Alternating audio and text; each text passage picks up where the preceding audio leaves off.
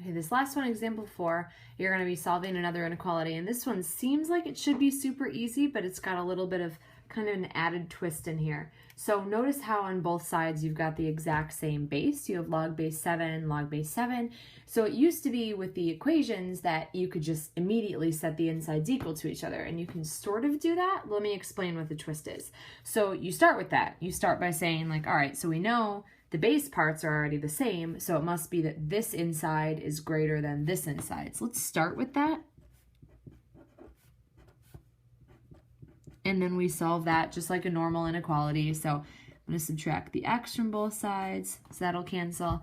And then I will also subtract this 8 over to the other side, so that will cancel.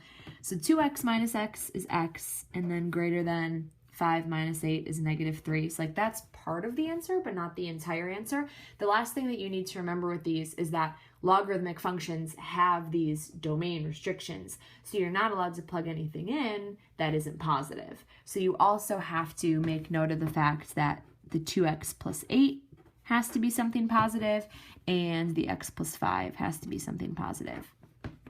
So then solve those little equations, those little inequalities, and then we'll be able to combine them all up for our final answer.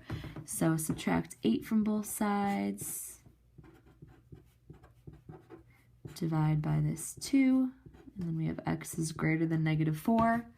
And for this one,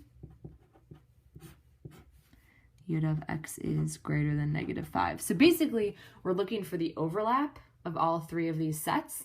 So to be greater than -3 actually already encompasses both of these groups. So to be greater than -3, everything in this group automatically falls in this group, and then everything in this group automatically falls in this group as well. So the overlap actually does just end up being x is greater than -3.